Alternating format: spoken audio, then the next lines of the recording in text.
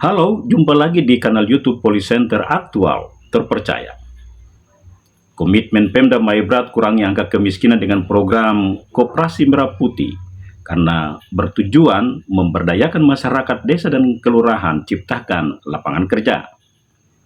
Informasi ini akan kami hadirkan dalam kesempatan jumpa kita kali ini bersama tantangan Pemda beradaptasi dengan kondisi ekonomi dan sosial di tengah kebijakan efisiensi besar-besaran dan komitmen Sekwan Maibrat mentransformasi tata kelola layanan efektif, efisien.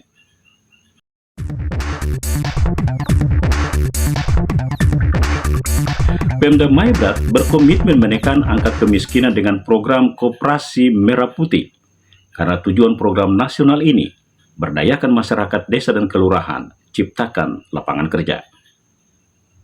Komitmen Pemda Maibrat disampaikan Wakil Bupati Ferdinando Solosa menanggapi keseriusan Pemda mempercepat pemenuhan pembentukan Koperasi Merah Putih di 159 kampung dan 1 kelurahan di Kabupaten Pemekaran tersebut.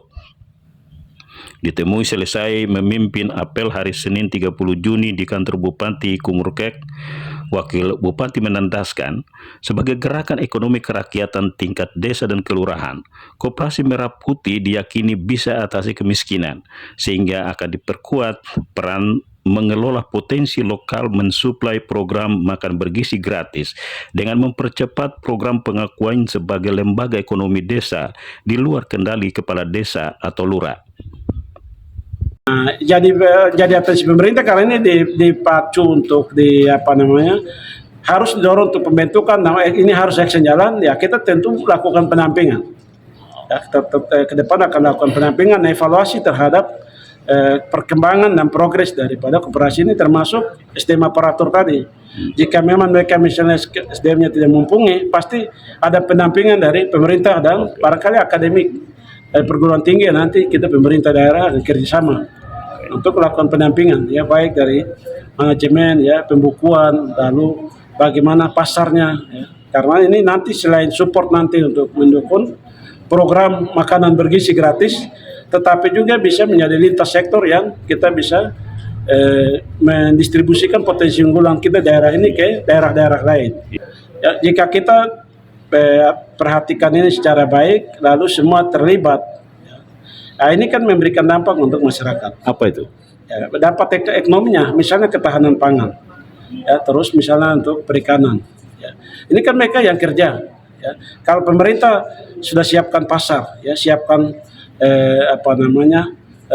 jualannya, tempatnya. Misalnya ini kan sekarang program ini ada program pemerintah lainnya adalah makanan bergizi gratis. Jadi ini sudah saling backup ini. Jadi ini sudah memberikan keuntungan yang baik. Kalau ini dibenahi, dikelola secara baik oleh pemerintah daerah, terutama lingkup di Koperasi Merah Putih ini, atur manajemennya baik, mata pencarian atau jenis bidang usaha di koperasi itu, misalnya bergerak bidang pertanian.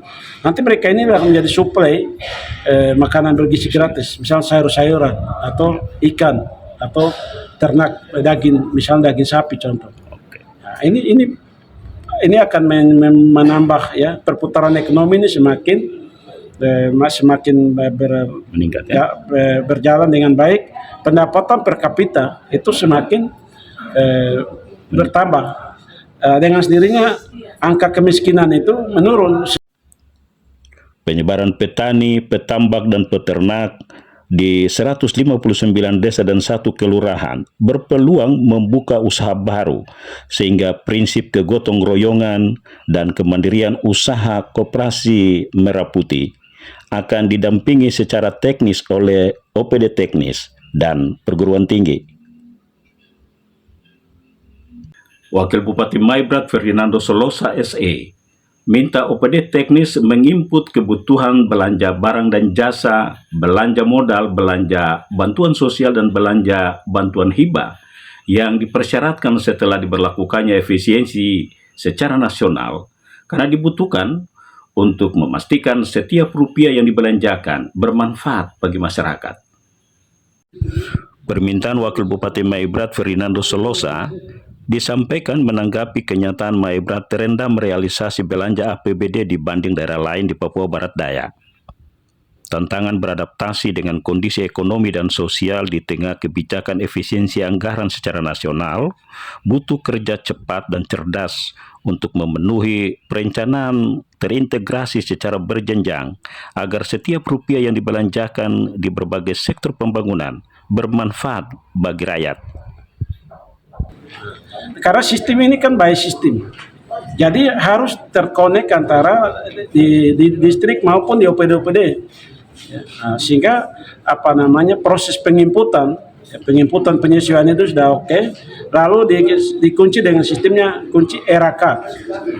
Rencana anggaran kas ini dilakukan di semua OPD. Nah, itu baru jadi dasar untuk misalnya kegiatan belanja modal, ya fisik ya, program dari sumber dak, dari DAU, dari terus bisa diinput oleh OPD di sirup. Ya. Kecuali yang tidak diinput sirup adalah belanja gaji dan perjalanan dinas. Itu tidak diperkenankan masuk dalam penginputan dalam sirup. Jadi solusinya itu ya, solusinya di situ. Iya, sehingga kalau sudah diinput di sirup, maka pengadaan barang dan jasa ini bisa melakukan tender kegiatan. Kita ini sudah separuh perjalanan tahun ini, Pak. Ya, ini makanya menjadi di atensi kita untuk hari ini kita pacu untuk teman-teman OPD harus kooperatif disiplin untuk bisa dengan pejabat eselon 3, 4 dan juga operator di masing-masing OPD untuk harus menginput program ini. Hari ini harus kita pacu sampai clear dulu.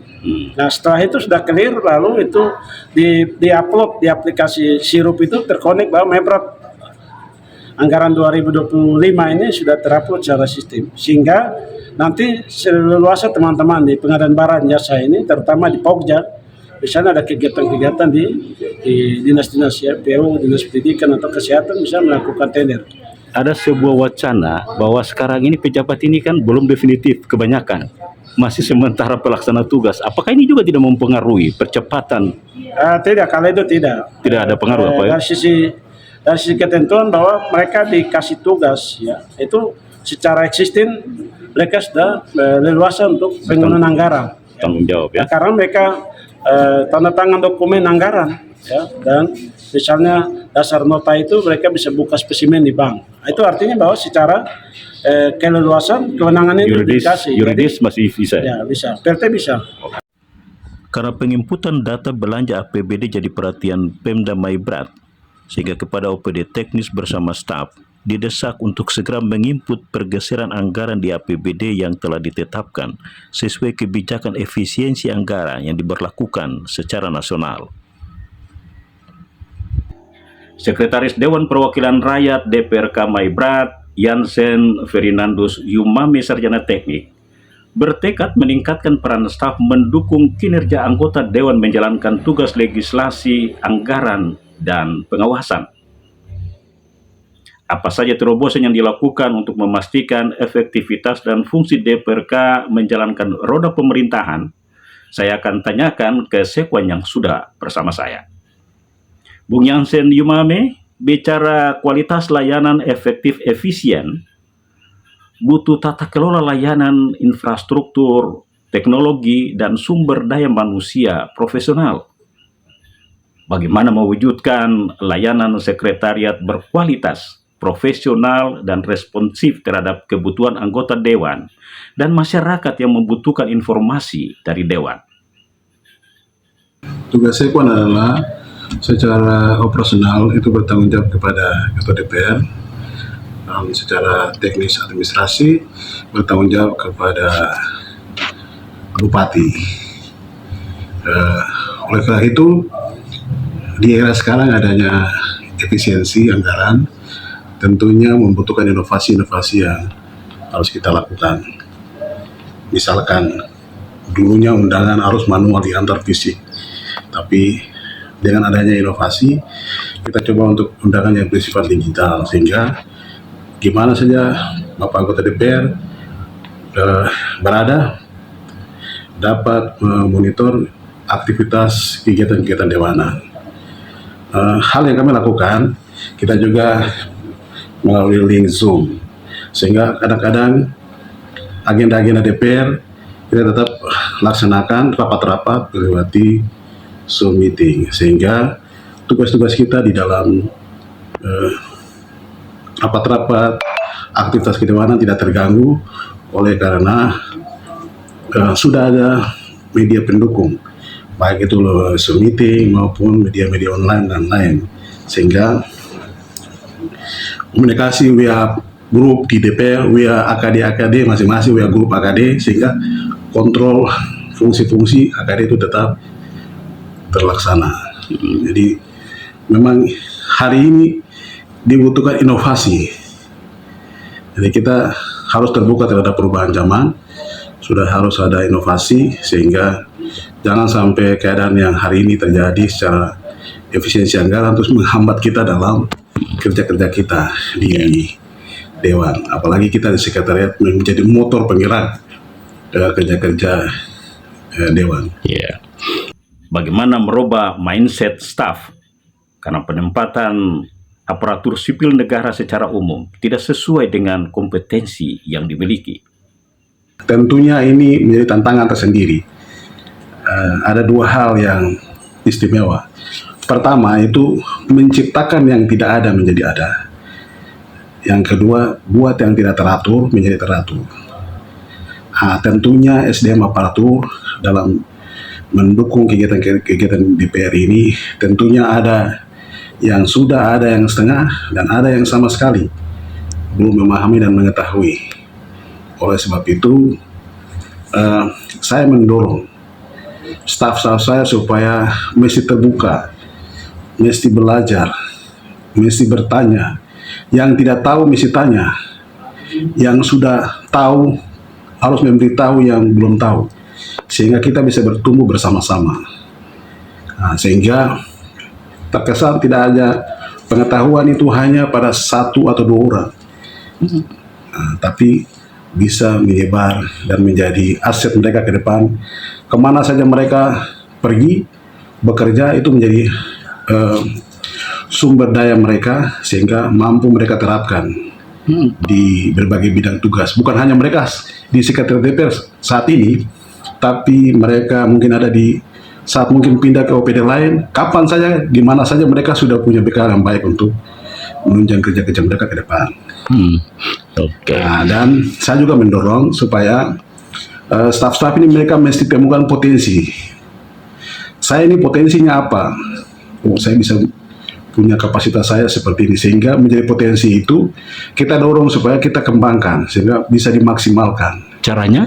Caranya ya kita bisa dorong mereka untuk ikut pelatihan BINTEK, bisa kita juga berusaha untuk mereka magang, sehingga ke depan dalam rencana kita bahwa staf-staf kita ini bisa ikut magang atau ikut BINTEK di tempat-tempat yang sudah lebih maju.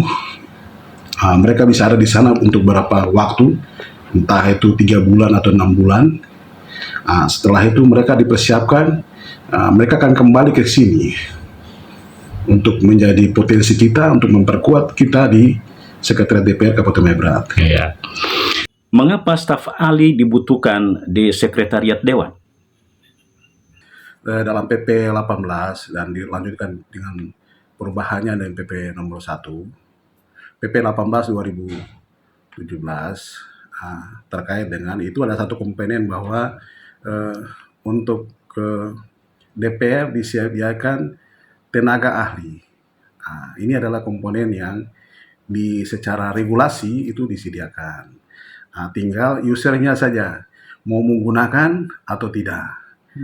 Untuk DPR Maya Barat, kami merasa bahwa kami kurang.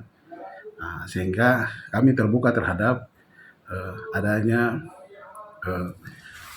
sumber daya yang baru, sehingga kehadiran tenaga ahli ini menjadi penting untuk mendampingi kita dalam mendukung kerja-kerja tugas-tugas kita di DPR. Jadi pemberdaya begitu. Ya, terus yang berikutnya dengan adanya tenaga ahli ini juga menjadi transfer pengetahuan, transfer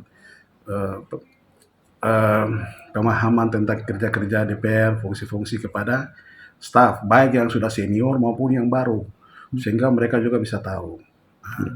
Yang kedua, tentunya DPR ini datang juga dengan latar belakang pendidikan yang terbatas. Perlu ada pendampingan dari tenaga ahli ini, sehingga secara kontinu tenaga ahli ini bisa menjadi tempat komunikasi, sharing terhadap arah kebijakan atau isu-isu atau apa saja yang mereka lihat, sehingga dia bisa memberikan masukan. Oh, Bapak ini begini, secara aturan ini begini. Sehingga Bapak DPR ataupun pimpinan DPR dalam arah pengambilan kebijakan itu tidak salah atau bertentangan dengan aturan. Apa visi utama Anda sehingga terpanggil melakukan terobosan ini? ASN di Kabupaten Maibrat ini OAP, orang asli Papua. Jadi pemberdayaan kita adalah fokus mereka supaya mereka juga bisa menjadi tuan, bisa punya kapasitas yang baik. Sehingga ke depan kita mau mengembangkan daerah ini untuk menjadi daerah yang unggul secara sumber daya manusia dan juga bisa bertumbuh berkembang seperti daerah-daerah yang lain. Sehingga potensi Maibrat, orang Maibrat itu menjadi potensi-potensi yang unggul yang kita coba untuk meramu saat ini dengan mulai dari internal kita di sekretariat. Pegawai ini mesti tertib, masuk kantor, kemudian mesti tahu bahwa saya di kantor ini saya kerja apa, bukan hanya sekedar saya datang tapi saya kerjanya apa, gitu. Hingga kita coba meramu sehingga harus ada tugas-tugas yang bisa mereka pahami. Oh, hari ini bagian ini tugasnya ini job deskripsinya sekian. Sehingga mereka tahu. Kedepannya mereka akan jadi pemimpin juga. Tapi mereka akan lihat contoh yang baik dari kepemimpinan saat ini. Sehingga kita akan melihat suatu transformasi yang besar terjadi kalau orang akan totalitas untuk melayani dan mengabdi kalau mereka sudah disentuh dengan hati secara baik. Jadi saya percaya bahwa tanda heran yang satu kepada tanda heran yang lain akan terjadi di Maibrat. Karena kita pengen Maibrat ini menjadi daerah yang maju. Walaupun kita baru, tapi kita percaya bahwa dengan adanya kolaborasi yang baik dari seluruh pemangku kepentingan di Kabupaten Maibrat, kita pasti bisa. Sebagaimana prinsip hidup saya, yaitu hidup itu harus jadi berkat. Artinya hidup ini sudah jadi berkat. Jadi dimulai dengan diri kita sendiri, terus bagaimana kita menjaga integritas kita, sehingga kita tetap tegak lurus. Karena dengan integritas yang baik, maka itu akan menjadi senjata yang ampuh itu bagi diri kita sebagai pemimpin. Jadi visi saya yaitu bagaimana merubah dari yang kecil dulu. Skop yang kecil dulu, apa yang bisa saya rubah, saya kerjakan, saya lakukan dengan perencanaan yang terukur. Tidak ada hal yang tidak bisa. Dengan perencanaan yang terukur dan kontinu, tidak ada hal yang tidak bisa. Terima kasih Bung sudah berbagi di kanal ini. Itulah saudara, komitmen Sekwan mengoptimalkan sistem layanan kesekretariatan DPRD. Dan mari kita dengarkan apa yang dilakukan bagian umum dan keuangan Sekretariat DPRK Maibrat bukan sebagai justifikasi, tetapi apakah bisa mengikuti irama Sekwan nanti. Disampaikan secara garis besar bahwa jumlah pegawai di Sekretariat DPRK Maibrat itu berjumlah 40 orang ASN yang menyebar di 3 bagian. 3 bagian ini kayak bagian umum, bagian persidangan, dan bagian keuangan atau anggaran. Ya, kita bagi masing-masing ini kita bagi di masing-masing bagian. Ya, di bawahnya itu dikendalikan oleh 3 kabak dan 6 kasubag. Ya, 6 kasubag masing-masing kabak 2 kasubag di masing-masing bagian. Hal yang pertama, dalam proses ini seluruh ASN maksudnya kita bagi ini, mereka begitu masuk di ruangan, kita terlebih dulu rapat staf untuk pembagian tugasnya masing-masing kepada seluruh staf ini, melalui dikendalikan langsung oleh kabak dan kasubag di masing-masing bagian. Bagian persidangan berkaitan dengan kegiatan-kegiatan rapat dan lain-lain, agenda persidangan dan lain-lain. Bagian keuangan berkaitan dengan kegiatan-kegiatan anggaran, misalnya gaji pegawai dan kegiatan-kegiatan rutin yang mendekati anggota DPR, itu dikendalikan langsung oleh di bagian keuangan, bagian kasubag keuangan dan kabag keuangan. Sedangkan bagian umum mengendalikan administrasi, baik administrasi di sekretariat DPR maupun berkaitan dengan agenda-agenda kedewanan, surat masuk, surat keluar. Nah, kita tetap disiplin kepada para pegawai di bagian umum untuk kita pembagian staf ini dijadwalkan di per minggu kita bagi staf. Ada menerima surat masuk, surat keluar, nah kita akan agendakan. Karena ini bagian daripada dari prosedur dari BPK. Suatu ketika mereka memeriksa berkaitan dengan surat keluar termasuk dengan agenda-agenda kedewanan maupun sekretariat DPR. Atau bagaimana untuk mendisiplin pegawai?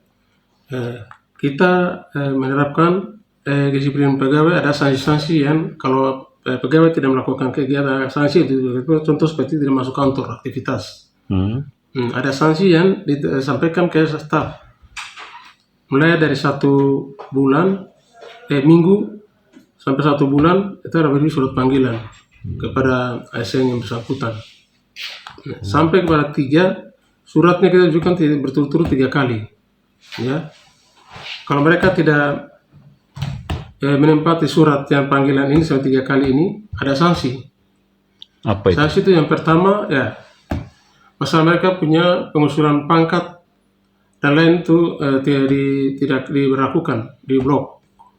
Nah, surat kepada Ditunda? Ya ditunda, intinya ditunda. Sampai mengarah kepada hak normatif pegawai, misalnya hak normatif mereka seperti gaji, hak normatif mereka langsung bisa dilakukan surat pemblokiran ke bank. Apa sebabnya kita lakukan ini supaya dia efek jerah juga untuk disiplin pegawai. Saya sebagai Kasubag Keuangan Sekretariat DPRK Maibrat bisa dapat menyampaikan bahwa setiap kegiatan ya pembiayaannya diikutkan dengan setiap kegiatan.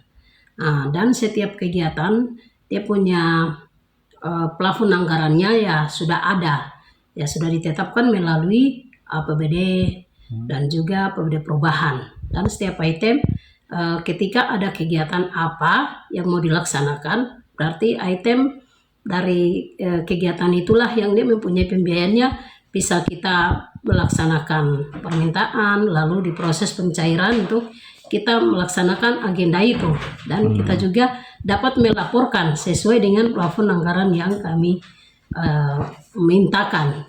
Jadi tuntutan transparansi sistem pengelolaan anggaran itu diterapkan sini atau tidak? Iya, diterapkan. Contoh seperti kegiatan kami di sekretariat. Ada kegiatan-kegiatan yang dilaksanakan di bagian masing-masing. Seperti di bagian umum dan kepegawaian, bagian persidangan, dan juga di bagian keuangan dan program. Setiap kegiatan itu mereka menyampaikan usulan program, dan kami membagi anggaran sesuai dengan usulan mereka. Setelah itu anggarannya akan kami serahkan kepada mereka. Dalam hal ini panitia pelaksana kegiatan, dan mereka melaksanakan kegiatan. Contoh di bagian persidangan mereka melaksanakan kegiatan penguatan kapasitas atau BIMTEK tentang penyusunan risalah persidangan, gitu. Terus di keuangan juga berarti melaksanakan BIMTEK penyusunan sistem pengeluaran dan penginputan laporan keuangan gitu. Rahasia perubahan adalah memfokuskan semua energi bukan untuk melawan, tetapi membangun yang baru dengan kreativitas dan inovasi. Karena kreativitas adalah memikirkan hal-hal baru, sedangkan inovasi melakukan hal-hal baru. Semoga bermanfaat dan terima kasih sudah menyaksikan tayangan ini.